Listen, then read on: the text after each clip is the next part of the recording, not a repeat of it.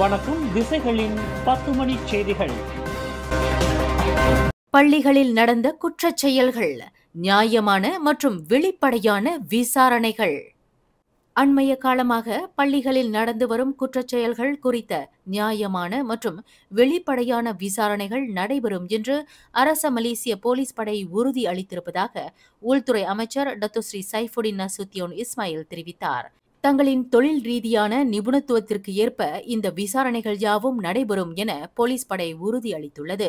இதில் சம்பந்தப்பட்டுள்ளவர்கள் நடப்பு சட்டத்திற்கு ஏற்ப நீதியின் முன் நிறுத்தப்படுவர் என்று போலீஸ் படை உத்தரவாதம் அளித்திருப்பதாக சைஃபுடின் குறிப்பிட்டார்.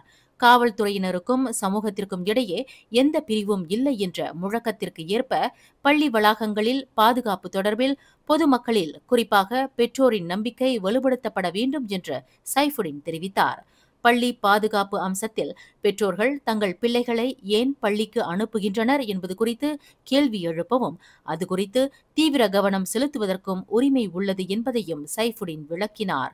ஆனால் மாணவர்களின் பாதுகாப்பை உறுதி செய்வதற்கு பெற்றோர்களின் நம்பிக்கையை வலுப்படுத்துவது மிக முக்கியமானதாகும் என்று அவர் தெளிவுபடுத்தினார். ஸ்லாங்கூர் மாநில பள்ளிகளில் போலீஸ் ரோந்து பணி தீவிரப்படுத்தப்படும் என்று மாநில போலீஸ் தலைவர் கமிஷனர் டத்தோ ஷாசலி கஹார் தெரிவித்தார். பள்ளி நேரங்களில் நடமாடும் போலீஸ் வாகனங்கள் நிறுத்தப்படுவதும் இதில் அடங்கும் என்று அவர் குறிப்பிட்டார். பள்ளியுடன் தொடர்பு வைத்திருக்கும் போலீஸ் அதிகாரி மூலமாக பாதுகாப்பு திட்டம் வலுப்படுத்தப்படும். இது பள்ளிகளில் பாதுகாப்பான சூழலை உறுதி செய்வதற்கான தொடர்ச்சியான முயற்சிகளில் ஒரு பகுதியாகும் என்று டத்தோ ஷாசலி கூறினார். இதன் தொடர்பில் மாணவர்கள், ஆசிரியர்கள் மற்றும் பெற்றோர்களின் பாதுகாப்பை உறுதி செய்வதற்கான பரந்த திட்டத்தின் ஒரு பகுதியாக இந்த பாதுகாப்பு முறை செயல்படுத்தப்படும் என டத்தோ ஷாசலி தெரிவித்தார்.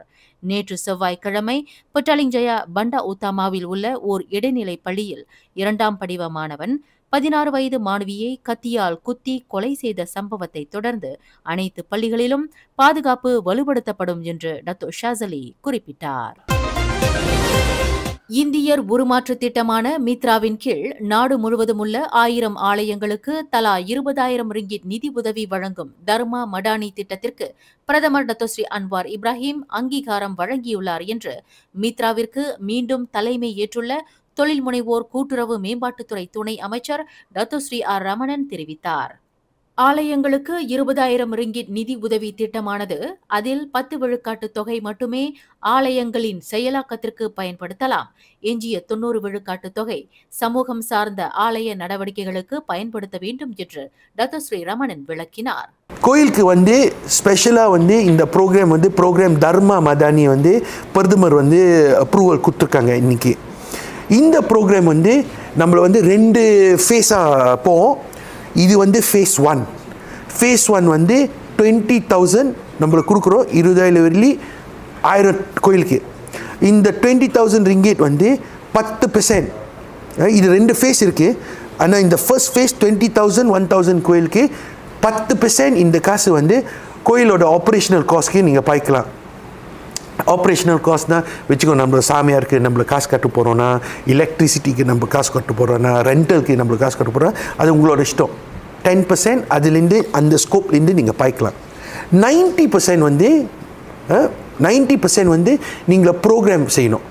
என்ன ப்ரோக்ராம்னா இந்த ப்ரோக்ராம் தர்மா மதானி டியூஷன் கிளாஸ் நீங்கள் செய்யலாம், பரதநாட்டியம் கிளாஸ் நீங்கள் செய்யலாம், தேவாரம் கிளாஸ் நீங்கள் செய்யலாம். என்ன கிளாஸ் அந்த கிளாஸ் நம்மளோட சமுதாயோட கிளாஸ் கபுடாயன் மூலியமாக நீங்கள் செய்யலாம். No restriction. அந்த கிளாஸ்க்கு நீங்கள் என்ரோல் பண்ணிட்டு நீங்கள் செய்யலாம். வழங்கப்படும் 20,000 ரிங்கிட் உதவித்தொகைக்கான செலவினம் தொடர்புடைய அறிக்கைகளை மித்ராவிற்கு ஆலய நிர்வாகங்கள் திருப்பி அனுப்ப வேண்டும். இதுதான் ஆலயங்களுக்கு விதிக்கப்படும் நிபந்தனையாகும். இந்த உதவித்தொகைக்கான விண்ணப்பங்கள் வரும் வெள்ளிக்கிழமை மாலை 3 மணி தொடங்கி வரும் நவம்பர் மாதம் வரை திறக்கப்பட்டிருக்கும் என்று டத்தோஸ்ரீ ரமணன் விளக்கினார்.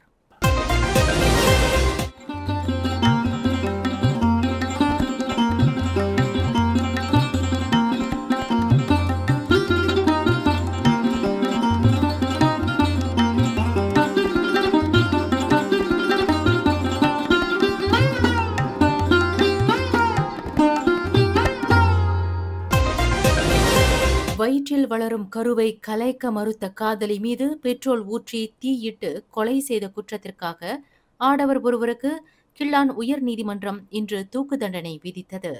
2 ஆண்டுகளுக்கு முன்பு ஸ்லாங்கூர் சபாக் பர்னாமில் நிகழ்ந்த இந்த கோர கொலை தொடர்பில் மஜிஸ்ட்ரேட் நீதிமன்றத்திலும் பின்னர் உயர் நீதிமன்றத்திலும் தனக்கு எதிரான குற்றத்தை ஒப்புக்கொண்ட 22 வயது முகமது ஃபக்ருல் ஐமான் என்ற இளைஞருக்கு தூக்கு தண்டனை விதிப்பதாக நீதிபதி நோராஸ்லின் ஒத்மான் தமது தீர்ப்பில் தெரிவித்தார்.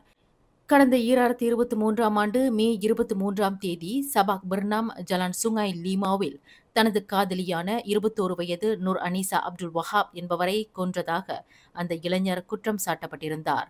இந்த இளம்பெண்ணின் கருகிய சடலம் சாலையோரத்தில் ஒரு புதரில் வழிப்போக்கரால் கண்டுபிடிக்கப்பட்டது. ஹோட்டல் அறையில் ஒரு பெண்ணுடன் தாம் தனியாக இருந்ததாக கூறி கடந்த அக்டோபர் 14ஆம் தேதி தமது அலுவலகத்திற்கு தபால் மூலம் ஒரு கடிதம் வந்ததாகவும் அந்த கடிதத்தில் ஒரு வீடியோவின் போலி ஸ்கிரீன்ஷாட் இருந்தது என்றும் ஸ்லாங்கூர் மாநில ஊராட்சித்துறை மற்றும் சுற்றுலா ஆட்சிக்குழு உறுப்பினர் டத்தோ உங் சுய் லீம் தெரிவித்துள்ளார். அந்த வீடியோவை தமது குடும்பத்தினர் பார்த்தால் தமது நற்பெயருக்கு களங்கம் ஏற்படும் என்றும் அவ்வாறு இடையூறு செய்ய தாங்கள் விரும்பவில்லை என்றும் தங்களுடன் உடனடியாக மின்னஞ்சல் மூலம் தொடர்பு கொள்ளுமாறு தாம் கேட்டுக்கொள்ளப்பட்டதாக டத்தோ உங் சுய் லீம் குறிப்பிட்டார். ஒரு ஹோட்டல் அறையில் ஆடை இல்லாமல் அறிமுகம் இல்லாத ஒரு பெண்ணுடன் தாம் இருப்பது போல் தமது படத்தை இணைத்து AI தொழில்நுட்பத்தை பயன்படுத்தி அந்த வீடியோ ஸ்கிரீன்ஷாட் எடுக்கப்பட்டிருந்ததாக அவர் தெரிவித்தார். இது உண்மையிலேயே ஒரு போலி ஸ்கிரீன்ஷாட் என்றும் ஸ்கிரீன்ஷாட்டில் உள்ள நபர் தாம் அல்ல என்றும் டத்தோ உங் இன்று வெளியிட்ட ஒரு அறிக்கையின் மூலம் விளக்கம் அளித்துள்ளார். இது தொடர்பாக தொடர்பு மற்றும் பல்லூடக ஆணையம் மற்றும் போலீஸ் துறையிடம் தாம் புகார் அளித்திருப்பதாக டத்தோ உங் குறிப்பிட்டார். இருப்பினும் இதுபோன்ற அவதூறு மற்றும் மிரட்டல் முயற்சிகள் தமது தனிப்பட்ட பாதுகாப்பையும் தமது குடும்பத்தையும் இடரில் ஆழ்த்துவது மட்டுமல்லாமல் தமது நற்பெயருக்கும் களங்கத்தை ஏற்படுத்தும் முயற்சியாகும் என்று டத்தோ உங் தமது அறிக்கையில் தெரிவித்துள்ளார். எரிபொருள் வாராந்திர விலை நிர்ணயிப்பில் பெட்ரோல் RON 95 மற்றும் பெட்ரோல் RON 97 ஆகியவற்றின் விலைகள் நிலைநிறுத்தப்பட்டுள்ளன. உதவித்தொகைக்குரிய பெட்ரோல் RON 95 லிட்டருக்கு ₹1.99 பெட்ரோல் RON 97 ₹3.18 நிலைநிறுத்தப்பட்டுள்ளதாக நிதி அமைச்சு ஓர் அறிக்கையில் இன்று தெரிவித்துள்ளது. இதேபோன்று தீபகற்ப மலேசியாவில் டீசல் விலை ₹2.93 நிலைநிறுத்தப்பட்டுள்ளதாக அது குறிப்பிட்டுள்ளது. பள்ளிகளில் நன்னெறி மற்றும் வாழ்வியல் கல்வி மேம்படுத்தப்பட வேண்டும் என்று ஸ்லாங்கூர் பல்கலைக்கழகத்தின் கல்வி மற்றும் சமூகவியல் முதிர்நிலை பேராசிரியர் முனைவர் டாக்டர் முகமது நூராஸ்வான் பாக்கார் வலியுறுத்தியுள்ளார். நன்னெறி பண்புகளையும் மனித வாழ்வியல் மதிப்பீடுகளையும் மாணவர்களுக்கு உணர்த்துவது மூலம் மாணவர்கள் மத்தியில் பாலியல் பலாத்கார சம்பவங்களை தடுக்க முடியும் என்று அந்த பேராசிரியர் பரிந்துரை செய்துள்ளார். அண்மையில் மலாக்கா அலூர் கஜாவில் உள்ள ஓர் இடைநிலை பள்ளியின் வகுப்பறையில் 3ஆம் படிவ மாணவியை 5ஆம் படிவ மாணவர்கள் பாலியல் பலாத்காரம் புரிந்த சம்பவம் தொடர்பில் இன்று உள்ளூர் நாளிதழ் ஒன்றுக்கு எழுதிய நீண்ட கட்டுரையில் நன்னெறி மற்றும் வாழ்வியல் கல்வியின் மதிப்பீடுகளையும் அக்கல்வி மாணவர்களுக்கு ஏற்படுத்தக்கூடிய தாக்கங்களையும் டாக்டர் முகமது நூராஸ்வான் பாக்கார் மிக விரிவாக விவரித்துள்ளார். கிள்ளான் பள்ளத்தாக்கில் இன்று மாலையில் வீசிய பலத்த காற்று மற்றும் கனத்த மழையில் ஸ்லாங்கூர் கொலலாங்காட்டில் 10 வீடுகளின் கூரைகள் பறந்தன. மாலை 4:20 மணியளவில் நிகழ்ந்த இந்த சம்பவம் கொலலாங்காட் தெல்லோ பங்லிமா கராங்கில் நிகழ்ந்தது.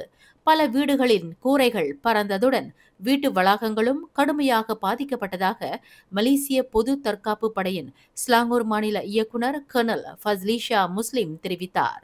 இந்த சம்பவத்தில் மரம் ஒன்று வேரோடு பெயர்த்து கொண்டு சாய்ந்ததில் ஒரு சமய பள்ளியும் பாதிக்கப்பட்டதாக அவர் குறிப்பிட்டார்.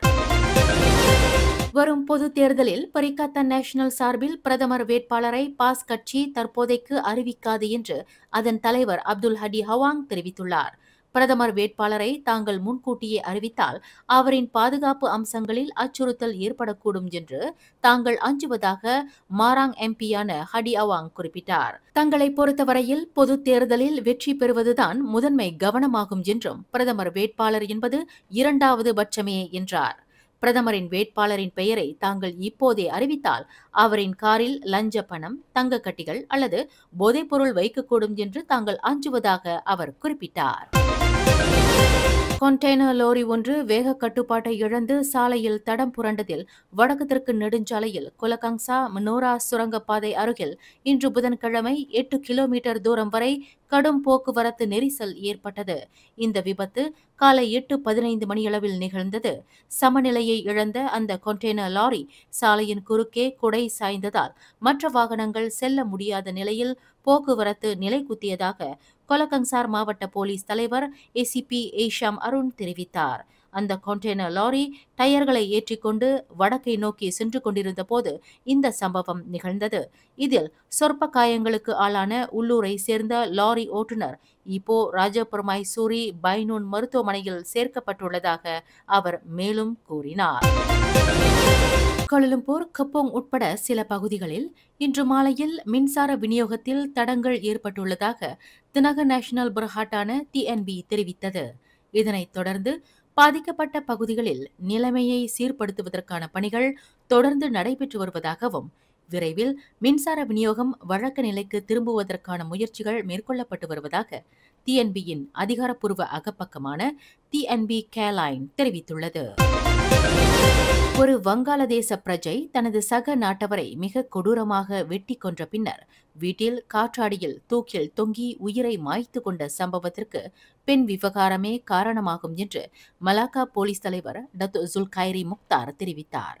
மலாக்கா டூரியான் துங்கல் தமன் சம்பாக்கா 2-இல் நேற்றிரவு 7 மணியளவில் நிகழ்ந்த இந்த சம்பவத்தில் 42 வயதுடைய வங்காளதேச பிரஜை உடலில் 21 இடங்களில் ஆழமான வெட்டுக்காயங்களுடன் வீட்டில் இரத்த வெள்ளத்தில் கிடந்த வேளையில் அவரை வெட்டி கொன்றதாக நம்பப்படும் 31 வயதுடைய வங்காளதேச பிரஜை வீட்டின் கதவை தாளிட்டு கொண்டு வரவேற்பு அறையின் காற்றாடியில் தூக்கில் தொங்கி உயிரை மாய்த்து கொண்டதாக டத்து ஜுல்கைரி குறிப்பிட்டார்.